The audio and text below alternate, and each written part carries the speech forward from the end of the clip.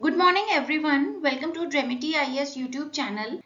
बात करते हैं पर्सनालिटी राइट्स हमारे कौन से पेपर के लिए इम्पोर्टेंट है। तो GS2 पेपर के लिए ये बहुत ही इम्पोर्टेंट है। GS2 पेपर में जो मेंस के GS2 पेपर में जो टॉपिक है Indian constitution, historical underpinnings, evolution, features, amendments, significant provisions and basic structure, इस टॉपिक के अंतर्गत आता है पर्सनालिटी राइट्स टॉपिक, इसलिए ये हमें जरूर से पढ़कर जाना है। तो हम क्वेश्चन आंसर फॉर्मेट में डिस्कस करना स्टार्ट करेंगे। जैसे कि यहाँ पर आप एक क्वेश्चन देख सकते हैं, personality rights lie at the intersection of privacy, dignity and commercial exploitation.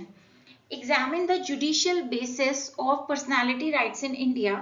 How have courts attempted to balance them with free speech? इसका मतलब है कि पर्सनालिटी राइट्स जो हैं वो प्राइवेसी, डिग्निटी और कमर्शियल एक्सप्लॉयटेशन के इंटरसेक्शन पे आते हैं कि यहाँ पे हम प्राइवेसी के बारे में भी बात करेंगे, डिग्निटी और कमर्शियल एक्सप्लॉयटेशन, इन तीनों पैरामीटर्स पे बात करेंगे।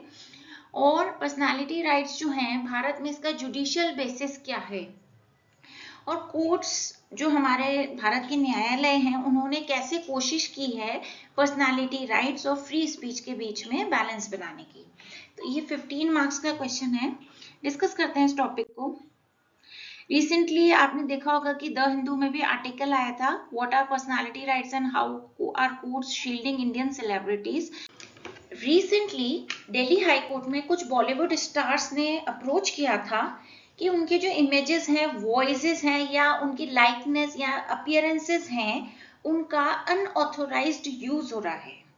तो इसके लिए ये बॉलीवुड सेलिब्रिटीज गए थे दिल्ली हाई कोर्ट और दिल्ली हाई कोर्ट ने इनको प्रोटेक्ट करने के लिए कुछ जजमेंट्स दिए हैं। तो दिल्ली हाई कोर्ट ने सबसे पहले तो ऐश्वर्या राय बच्चन, अभिषेक बच्चन को रिलीफ ग्रांट किया है क्योंकि उन्होंने कंप्लेन की थी कि उनकी एआई जनरेटेड इमेजेस और वॉइसेस का मिस यूज हो रहा है, तो उनको वहां से रिलीफ मिला है। और पहले भी बहुत से सेलिब्रिटीज जैसे अमिताभ बच्चन, अनिल कपूर, जैकी श्रॉफ ने इस रिगार्डिंग अप्रोच किया है कोर्ट्स को। अरिजीत सिंह, रजनीकांत, इन सभी ने अप्रोच किया है पिछले समय में। और बेसिकली क्या हो रहा है रिसेंटली कि इतनी सारी पिटिशंस आ रही हैं कोर्ट्स के पास कि अब एक थोड़ा सा ऐसा टाइम आ गया है कि पीसमील जजमेंट्स देने की बजाय एक सिग्निफिकेंट लॉ आ जाना चाहिए, ऐसी मांग हो रही है। क्या हो रहा है कि अभी डिजिटल एरा चल रहा है, तो इसमें पर्सनालिटी राइट्स को प्रोटेक्ट करना बहुत ज्यादा जरूरी है क्योंकि किसी भी सेलिब्रिटी की, किसी भी इवन कॉमन पर्सन की भी एआई जनरेटेड इमेज या वॉइस या वीडियो का मिसयूज हो सकता है, उन्हें ब्लैकमेल किया जा सकता है, उनसे पैसे मांगे जा सकते हैं, उन्हें कहीं भी फंसाया जा सकता है ऐसे क्राइम में जहाँ पे उनका कोई योगदान ही ना हो। तो किसी भी इनोसेंट पर्सन को भी किसी तरह से फंसाया जा सकता है। तो यहाँ पे एक थोड़ी सी ये जरूरत आ गई है कि अब इसके लिए कोई सिग्निफिकेंट लॉ बन जाए हमारी कंट्री के अंदर, जिससे कि एक यूनिफॉर्म कानून हो पूरे भारत में उससे रिलेटेड, ना कि अलग अलग लोगों के लिए अलग अलग जजमेंट सेपरेटली पास हो। तो इसी के रिगार्डिंग अभी डिबेट्स एंड डिस्कशंस चल रहे हैं। अब बात करते हैं कि पर्सनालिटी राइट्स क्या प्रोटेक्ट करते हैं। तो पर्सनालिटी राइट्स प्रोटेक्ट करते हैं इंडिविजुअल्स नेम यानी कि उसका नाम, लाइकनेस यानी कि अपीयरेंस, इमेज यानी कि उसकी कोई पिक्चर हो, वॉइस आवाज, सिग्नेचर या फिर उसका कोई भी यूनिक ट्रेट हो, तो उसका कोई अनऑथराइज्ड कमर्शियल यूज ना हो। ठीक है ना, कमर्शियल वे में जहां उसका यूज हो रहा है तो अनऑथराइज्ड यूज ना हो, पहले उस पर्टिकुलर पर्सन से परमिशन ली जाए और फिर ऑथोराइज्ड वे में यूज किया जाए। भारत में पर्सनालिटी राइट्स किसी भी सिंगल लॉ या रूल के अंतर्गत कोडिफाइड नहीं है, ये आपको ध्यान रखना है। बेसिकली अब थोड़ी सी नीड आ गई है कि एक सिंगल लॉ बनना चाहिए जैसे कि यूनिफॉर्म जजमेंट्स पास हो सके। अब यहाँ पे क्या है कि जब भी किसी पर्सन का एआई जनरेटेड कंटेंट या इमेज या वॉइस किसी भी तरह से एड्स में या कमर्शियली मिसयूज हो रही है, तो कोर्ट्स इसमें अभी तक यही करते आ रहे हैं कि case to case separately judgments देते आ रहे हैं, कुछ डैमेज हुआ या नहीं या क्या उनको हानि पहुंची, उसी अकॉर्डिंग कोर्ट्स ने जजमेंट दिए हैं। यहाँ पे स्टैट्यूटरी सेफगार्ड्स की बात करते हैं, यानी कि लॉज के अनुसार कैसे प्रोटेक्शन दिया जा सकता है पर्सनालिटी राइट्स को। तो यहाँ पे आप देख सकते हैं कॉपीराइट एक्ट 1957 कुछ एक्सक्लूसिव राइट्स प्रोवाइड करता है, मॉरल राइट्स प्रोवाइड करता है, साथ ही साथ ट्रेडमार्क्स एक्ट 1999 भी प्रोवाइड करता है, जिसके अंतर्गत शाहरुख खान, प्रियंका चोपड़ा, अजय देवगन, अमिताभ बच्चन, इन सबको रिलीफ मिला है पहले के टाइम में। ये बहुत ही इंपॉर्टेंट है कि कॉन्स्टिट्यूशनल बैकिंग क्या है पर्सनालिटी राइट्स की, है ना। कॉन्स्टिट्यूशन कैसे सपोर्ट करता है पर्सनालिटी राइट्स को। तो personality rights are rooted in article 21 of the constitution. ये आपको ध्यान रखना है, कौन से आर्टिकल के अंतर्गत, article 21 of the Indian constitution. ठीक है, ये बहुत इंपॉर्टेंट है, आपको जरूर ध्यान रखना है, make a note of it also. जानते हैं आर्टिकल 21 के बारे में। आर्टिकल 21 किसके बारे में है? Protection of life and personal liberty. ये आर्टिकल कहता है no person shall be deprived of his life और personal liberty except according to procedure established by law. किसी भी पर्सन को उसकी लाइफ से या पर्सनल लिबर्टी से वंचित नहीं रखा जा सकता except according to procedure established by law. ये चीज आपको ध्यान रखनी है। ये राइट सभी को भारत में सिमिलर वे में अवेलेबल है, चाहे वो सिटीजन्स हो चाहे वो फॉरेनर्स हो। और इस आर्टिकल से बेसिकली हमें दो तरह के राइट मिलते हैं, right to life and right to personal liberty. अब बात ये है कि सेलिब्रिटीज चाहें तो वो अथॉरिटी अपने पास रखते हैं ये परमिशन देने की कि उनकी आइडेंटिटी से रिलेटेड चाहे वॉइस हो, चाहे उनका अपीयरेंस हो, चाहे इमेज हो, वो फिल्म्स में, एड्स में या कैंपेन्स में यूज की जा सके। बट अगर अनऑथराइज्ड यूज होता है, जैसे कि उनकी एआई जनरेटेड कोई डीप फेक इमेज आ जाती है या उनकी वॉइस एआई जनरेटेड आ जाती है जिससे कोई गलत मैसेज जाता है, तो उससे उनकी डिग्निटी पे भी इफेक्ट पड़ता है, उनकी डिग्निटी कॉम्प्रोमाइज होती है। अब यहाँ पे कुछ प्रीवियस कोर्ट रूलिंग्स के बारे में बात की गई है कि हमारे न्यायालयों ने पहले क्या रूलिंग्स दी हैं पर्सनालिटी राइट्स के ऊपर। तो जैसे ये आप स्लाइड खुद से भी रीड कर सकते हैं। पहले जैसे R Rajagopal versus state of Tamil Nadu case आया था 1994 में। फिर रजनीकांत गए थे 2015 में मद्रास हाई कोर्ट। अनिल कपूर भी गए थे इसी रिगार्डिंग, उनकी एआई जनरेटेड कंटेंट आ रहा था।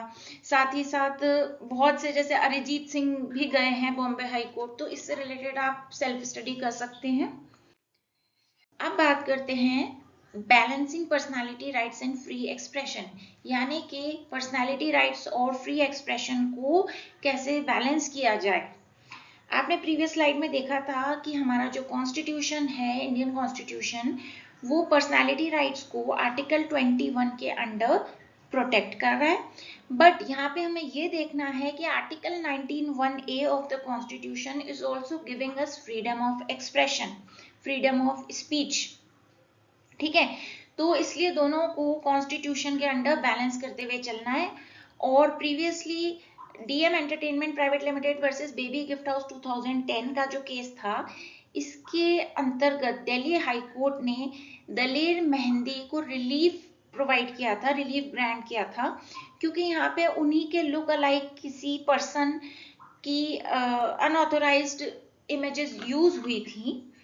तो ये आपको थोड़ा सा एक नॉलेज में रखना है। अब बात करते हैं भारत में पर्सनालिटी राइट्स की प्रोटेक्शन के लिए क्या क्या कंसर्न्स हैं। तो सबसे पहली बात ये कि personality rights are not exclusive to celebrities. सिर्फ ये सेलिब्रिटीज को ही नहीं मिलते हैं कॉन्स्टिट्यूशन के द्वारा, ऑर्डिनरी सिटीजन सभी को, पर्टिकुलरली विमेन जो है हमारे देश में, सभी को ये राइट्स अवेलेबल होने चाहिए। क्योंकि विमेन का भी आपको जैसे पता हो कि एआई डीप फेक के जरिए उनका पोर्नोग्राफी में इमेजेस यूज किया जाता है अनऑथराइज्ड वे में, जिससे उनकी डिग्निटी को हार्म होता है बेसिकली। तो इसके लिए ये सभी को इक्वल वे में, सभी को एक प्रॉपर वे में मिलने चाहिए, हमारे कॉन्स्टिट्यूशन के द्वारा ये गारंटीड होने चाहिए। ठीक है ना, तो ये चीज आपको ध्यान रखनी है।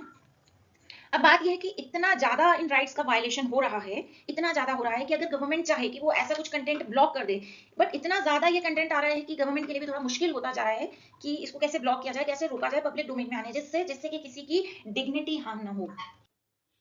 अब बात करते हैं भारत में पर्सनालिटी राइट्स की प्रोटेक्शन के लिए क्या क्या कंसर्न्स हैं। तो सबसे पहली बात ये कि personality rights are not exclusive to celebrities. सिर्फ ये सेलिब्रिटीज को ही नहीं मिलते हैं कॉन्स्टिट्यूशन के द्वारा, ऑर्डिनरी सिटीजन सभी को, पर्टिकुलरली विमेन जो है हमारे देश में, सभी को ये राइट्स अवेलेबल होने चाहिए।